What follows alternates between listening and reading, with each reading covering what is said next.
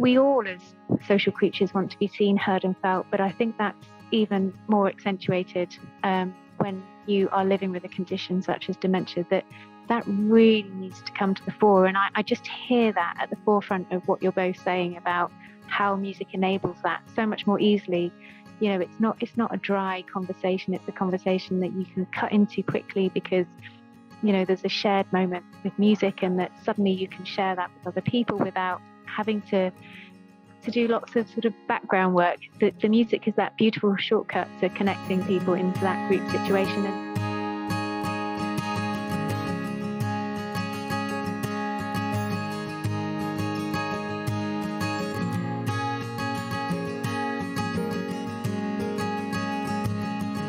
Hi, good evening all, and thank you so much for joining us for the penultimate session in our Music Monday series. I can't believe we're at week 4 already. My name is Grace Meadows and I'm a music therapist, and I have been working in the music and dementia space for too long to mention now, but it's a real pleasure to be here tonight with you.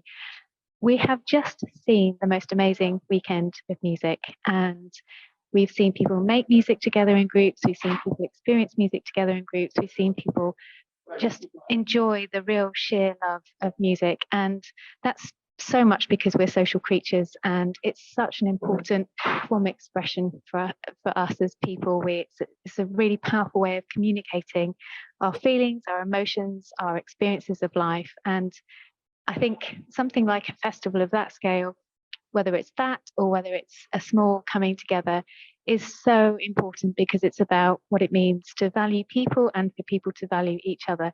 And I couldn't be more delighted to be joined this evening by Lucy Buck and Paul Dixon, who both have first-hand experiences of music, using music as a form of communication with people living with dementia, and they both do incredible work. So I feel really privileged that we've got them with us tonight. So hello to you both, and thank you for joining us. So would you like to introduce yourselves and tell us a little bit about your work and what you do? Lucy, do you want to kick off? Yeah, my name's Lucy. I am a carer, and I co-founded the Good Company People. It was my lived experience that made me set up the Good Company. I saw firsthand that my mum didn't want to go into she wanted to be somewhere in a kind of normal space. She didn't want to be somewhere that was kind of institutionalized. So the idea was, we came up with the idea of doing clubs in pubs and things. It's gone from strength to strength. So we have now over 100 carers who come to our clubs, and music is a massive thread throughout all the clubs, and it's quite transformative. That's amazing. And I have to say, I've watched Lucy's work grow and grow, and it's been a real privilege to see how exciting it is, and just to see what you achieve every day with it. And I think we'll touch on it later, but the amazing relationship that you have with your mum, particularly when music's involved, is really inspiring. So I hope we get to explore that a little bit later, if that's okay. And Paul. Yeah, I've been doing a few music projects over the last year or so, and was connected with Lucy, who asked me to come along to the first ever Wednesday Supper Club last year, which we'll probably talk about shortly. So I'm probably now a musician, if you like, for the Good Company People, and as well as doing the Wednesday Supper Club, also volunteering every other week as well on the Tuesday Lunch Club, and you get music there as well. It's really great that you're both here, and I think what's exciting about this evening's conversation is there are so many ways in which we can be together in music, and I don't know what people might be thinking about tonight in terms of what we might touch on, but I think what's so special about having you both with us is the real way in which you'll show us how music can be so part of group experiences. And this isn't about necessarily a thing like having to go to something. Music is totally interwoven to what you're talking about in terms of enabling people to have a really good quality of life experience, and that music's just intrinsic to that. So before I turn to you both and quiz you both, I just thought we'd pause slightly on why music is so brilliant in a group experience. And we've talked about this in previous sessions, but one of the things that we've also spoken about is how tricky and challenging communication can be. And there's lots of things that go on around a diagnosis, coming to terms with living with dementia, whether you're the person with the condition or somebody who's caring for them. But sometimes just acknowledging that it exists is really, really hard. But being in a group can help dilute some of that experience, but also can help you feel that it's okay, this is me, because you're seeing other people reflected in your experience. And for me, I think one of the most powerful things about a group experience is that it's an opportunity to leave diagnosis at the door. It's an opportunity to come, be a person, contribute. I see too often people who don't get an opportunity to contribute, to be part of their group, their circle, their community. And I think there's something about being able to be in a safe space where music's involved, where you absolutely get to contribute and not have things done to you. So I think the power of a group musical experience, whatever form that might take, can be incredibly enabling and empowering and supportive, not only for the person living with dementia, but also those caring for them. So I would really love to turn to you both, because that's enough already from me. But Lucy, just thinking about the Good Company people and the extraordinary work that you have done and are doing, why do you think you felt music was really important to incorporate into what you do, and what have you seen happen? Just a couple of examples, because I know we could talk for hours on this. Yeah, I think what is beautiful about using music is that we do a supper club, and there are lots of people in the room who really are struggling with their cognition and with finding words. But when you put que sera sera on, every single word just falls into place, and it's medicinal. It's a really, really interesting how we do it in a pub. People come in and we have a few songs, and I suppose our songbook, Paul, has very much grown, hasn't it? Very much so, yes. We started with like just 10 songs, but everyone, because we have people in their early 60s all the way to their late 90s, nearly 100. So we're having to span decades. And we can go from 1 minute doing Beatles, and then we go to Doris Day, and then we go back to Consider Yourself. So it's just, and everyone knows the words. You might not know what you had for breakfast or what you last said, but you will always know the words to Consider Yourself and What a Wonderful World and I Did It My Way. So it gives you goosebumps, doesn't it, Paul? It really does. The whole group just comes to life. They come in, it's like certainly the first one, was certainly a bit reticent about coming in, and they had a lot of issues and stuff. But as soon as they're in that safe space, if you like, and they could see everyone else was a very similar position to them to different degrees, start playing the piano, everybody to a T started singing, and it was just absolutely astonishing. And that, sorry, Paul, I was just going to jump in, because I think you said something really important there, which is about the power of group experience, isn't it?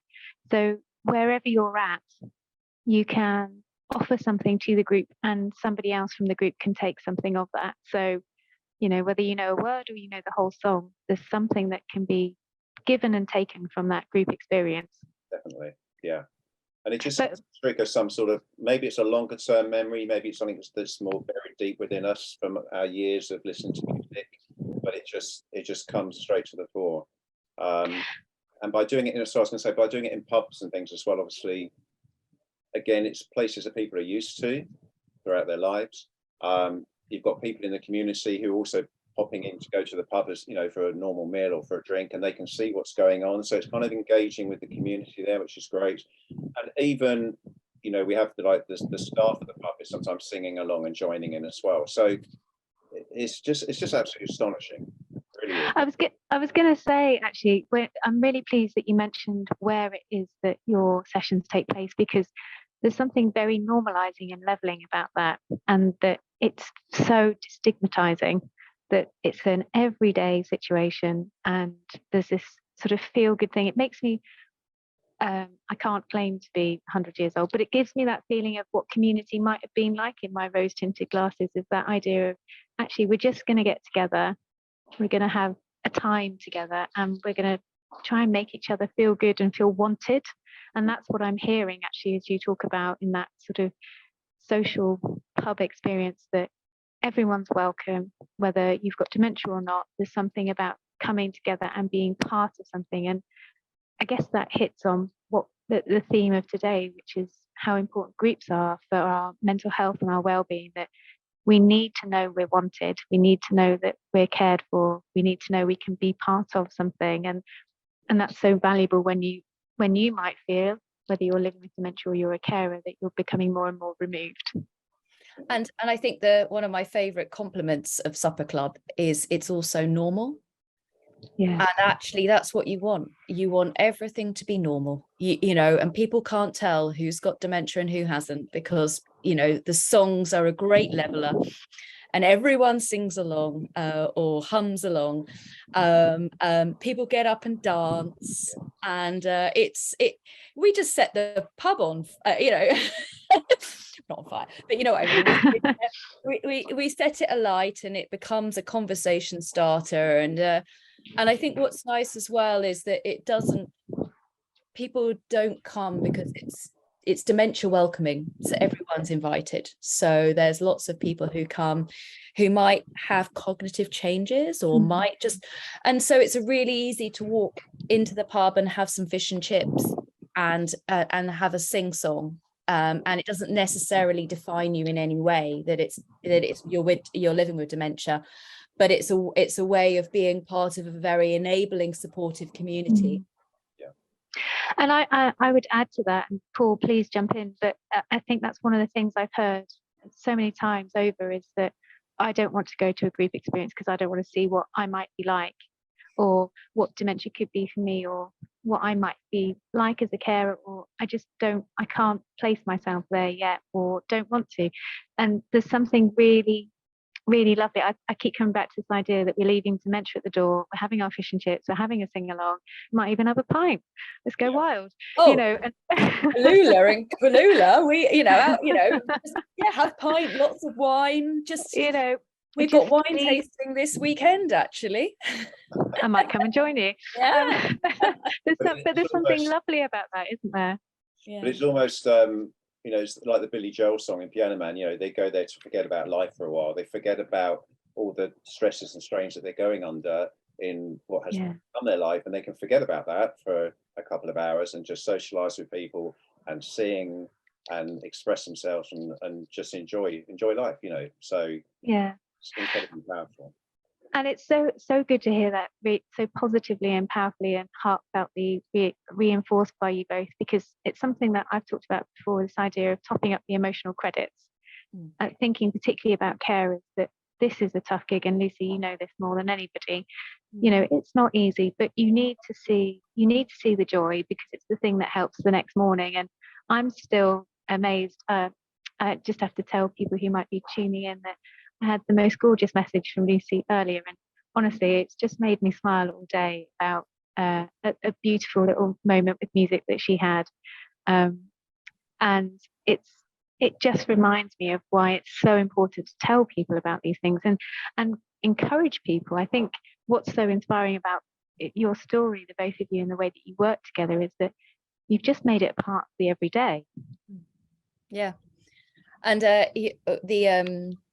I think what is important, well, it's especially important for Mum and I, is that we have soundtracks. We've got a whole life. Our whole lives together has just been a soundtrack.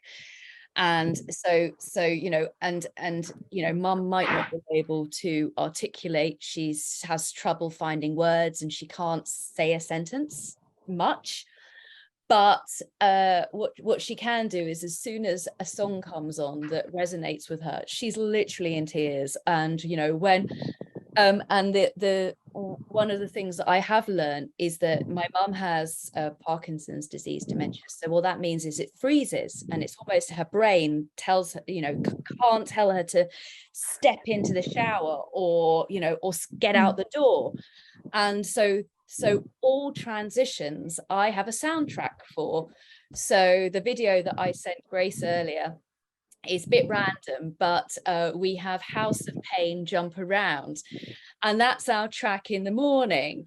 And I don't know if anyone knows, but it's a really, really strong do, do, do, do. And as soon as mum hears that in her head, it's literally hardwired to, she gets up, and then we start going like that together, and then we're just dancing like there is no tomorrow.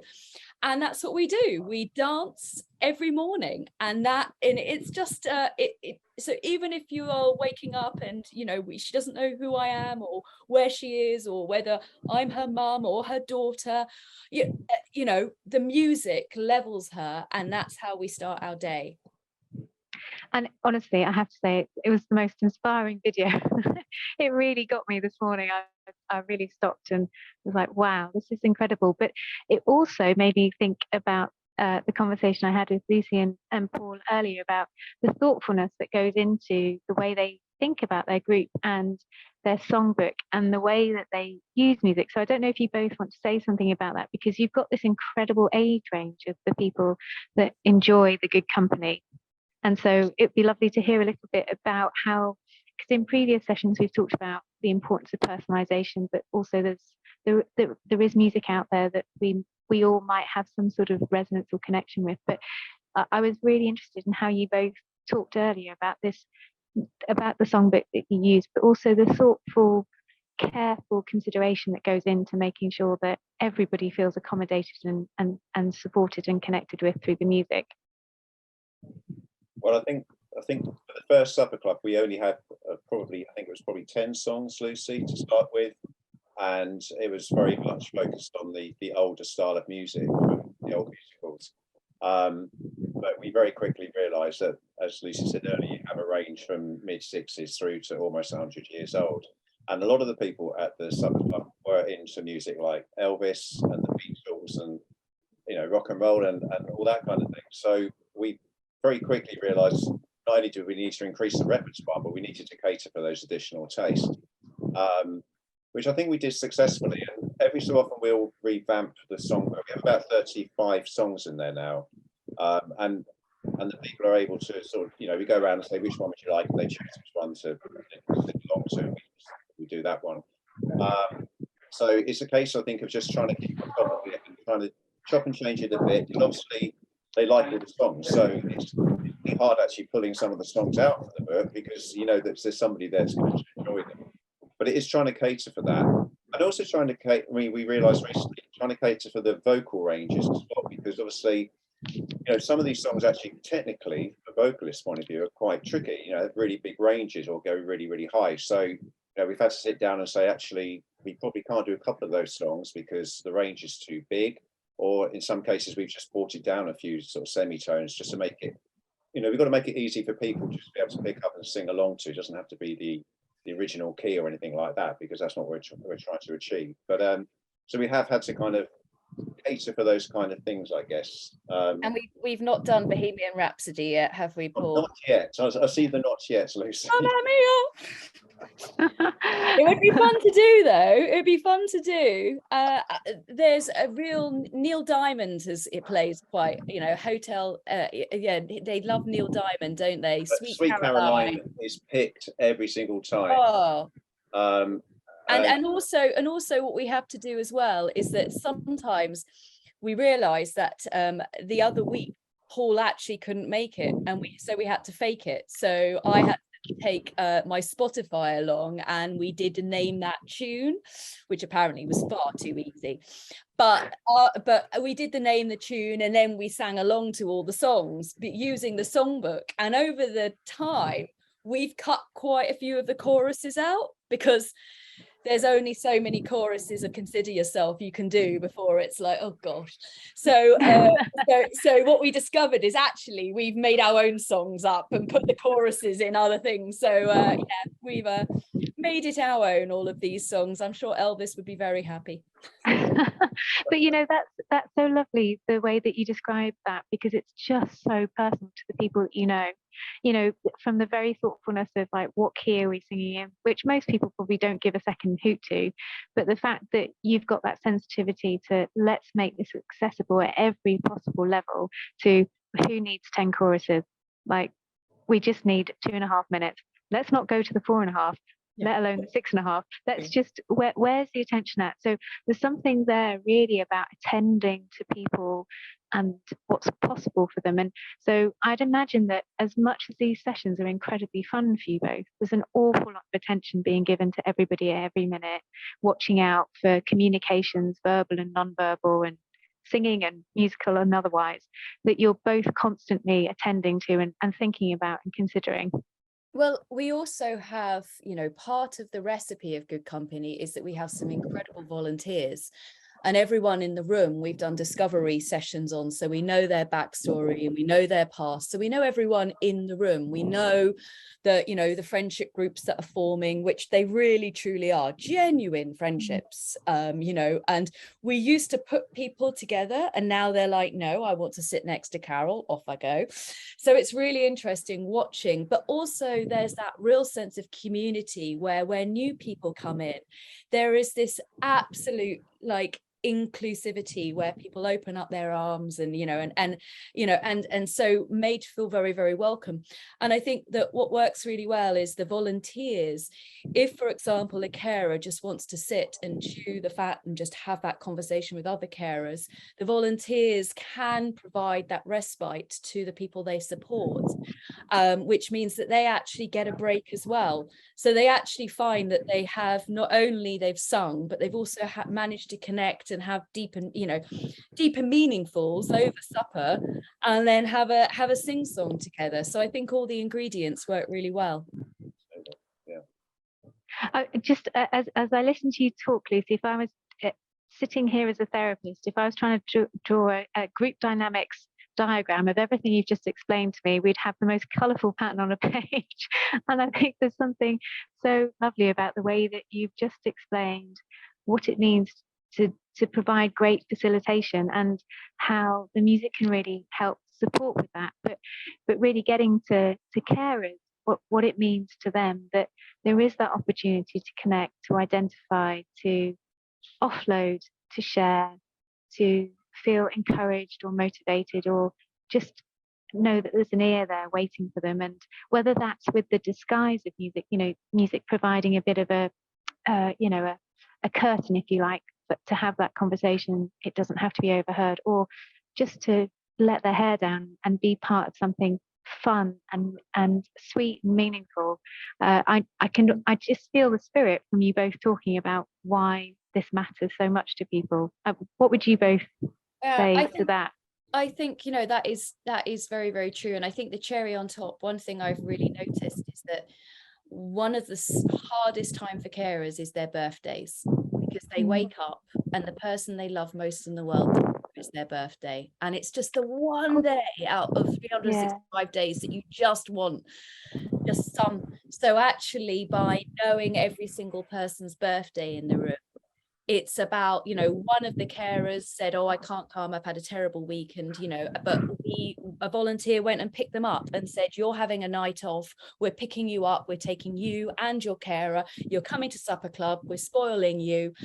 And that just kept them going for a year because they actually had a birthday. And I think that there's specific, so having that deep personalization is about, you know, and forming good company. Like that's what we're called the good company people. Yeah. What do you think, Paul? I'm just astonished by the whole thing. I mean, every time, you know, and just seeing the joy on people's faces when they leave because they've had a really good evening, or they've had if it's a lunch club, a good lunch club, and they've met people they've got to know quite well over the months, and they've had a good time, and it's like the highlight of their month. I think it's like a club in a way for a lot of them, because it's just gives them something to do. It's just incredible, just through the power of music. The power of music and the power of people, I would add, because I think that what I'm hearing is that the music is the bit of the vehicle, but both you, Paul, and Lucy, with your facilitation and your attention to people and what matters to them, and understanding. We all as social creatures want to be seen, heard, and felt, but I think that's even more accentuated when you are living with a condition such as dementia, that really needs to come to the fore. And I just hear that at the forefront of what you're both saying about how music enables that so much more easily. It's not a dry conversation. It's a conversation that you can cut into quickly because there's a shared moment with music, and that suddenly you can share that with other people without having to do lots of sort of background work. The music is that beautiful shortcut to connecting people into that group situation. And also from the description of your supper club, which I need to come to because it just sounds amazing, and we haven't even talked about food, is that fish and chips. Great, I'm there. It's just this idea that it's not intimidating, and so much about dementia is intimidating. And what I hear is I hear a massive musical hug with a massive hug of people, that you're very welcome, and we just accept you as you are. And I think I couldn't think of anything more welcoming for somebody who's caring for somebody with dementia, let alone somebody with dementia. And also someone has experience in cognitive changes and just wants to go somewhere and just be in a safe space. And that's the challenge. I think that, it's still something that people are scared of and are masking, and therefore if you're coming to a fish and chip supper club, where's the dementia in that? You're just going to go out to a pub, you're going to go and sing, it's normal. And I think that's the key, really. It's just to make it a normal part of life. And in the sprinkle, the magic dust is the music. That's the thread that runs through everything that we do. I guess people relax a bit as well, don't they, when they hear music and you start singing. And some of those songs like Sweet Caroline, sometimes in some situations with group music, people are a bit reluctant to sing, or they kind of hold back a bit. Touching They kind of mime and stuff, right? But you have Sweet Caroline playing, and everyone's touching everyone me, just forgets, touching you, and it's just, and so the whole worry about, they're not going to like me singing, that's never there, is it? It just goes, because for whatever reason, maybe it's the choice of music, I don't know, but everyone just starts singing. Maybe it re-engages things, and they just suddenly, they can remember the songs, and actually I just love watching the carers looking at maybe their husband who is singing and belting out a Rolling Stones track, and just that look of absolute pride and love that that they're seeing, that glimpse of that, it's that window of absolutely. It's the the antidote to everything else all day. It's exactly. And I don't want to cut you off, Lucy, because I'm so aware that we're heading to time, but I just wanted to add that it's seeing them for who they are, right? And that is the thing that we all want, and music is that magic sort of key to allow that to happen. I am so sad that we are almost at time, because I could talk to you both for ages about your experiences, and I think there's so much in what you said about the way that you do your supper club with music that is really inspirational for people. And I really hope that people get in touch with you, and we can certainly share the details of the Good Company people. So if people want to come to the supper club or be part of the Good Company people, they can, or if they want to learn more about what you're doing, we definitely want people to be in touch with you. But just before we run out of time, in our previous Music Monday sessions, we've been asking people to tell us about their musical choices in the comments, because what we'd love to do is add it to a playlist. And very quickly, have you both got a song that you'd be happy to share, and why it is important to you both? Lucy? Oh, mine has to be House of Pain, Jump Around, because I defy anyone not to dance to it. I'm with you. At a supper club, do we? It's not been no, you name one. What's your top supper? What do you think the top supper club song is? I think it is Sweet Caroline. I mean, we've talked about it enough times now, but I mean that is the one that gets everybody up and going, I think. And probably Que Sera Sera is probably the close second on that, which are Yeah. very, very different songs, but they both go down extremely well. And randomly that we think my way, and we're always like, oh God, is this a bit depressing? But they love that I did it my, it's like really empowering. It's like, it's a bit of a winner, my way. Right, well, they're all going on the playlist, that's for sure. Honestly, I've just loved this conversation, and I'm genuinely sad that we have to stop. But I really need to thank you both for making time to chat to me about the amazing work that you both do. And I'm genuine. I need to come to a supper club, especially that you do fish and chips and singing. I'm there. As long as you've got good mushy peas, I'm really with you.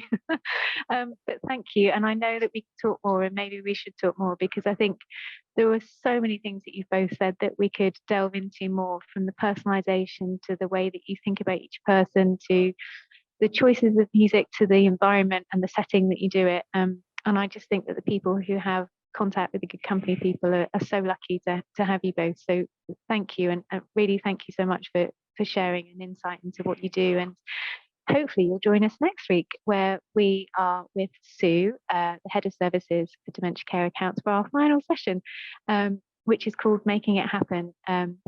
And in that session, what we'll be looking at is how you can hear and understand a bit more about the skills and the tools that you've talked about throughout the series in your circumstances. And, you know, Lucy and Paul, please do chip into that, because I think lots of people have taken so much from this evening's conversation. And we'll be really encouraging people to ask us questions, which we'll sort of be doing a bit of a Q&A, really. But we'll be here again at 7 o'clock next Monday, and we'll leave a link for that. And I also have to mention before we head off that the Family Carers Survey, Dementia Carers Count 2023 Family Carers Survey, is now live. And we know time is super precious, but we'd be ever so grateful if you wouldn't mind sharing your experiences with us. It will just mean that we can do even more for you when we know what you need from us. So please do put a link, please do reply to the survey once we circulate the link. And again, massive thanks to Lucy and Paul. I could talk to you for ages about everything that you do. So it's been a real joy. So thank you to those who've joined us this evening, and hopefully we'll see you next week. Thanks again. Bye, everyone. Thanks, Grace. Bye-bye.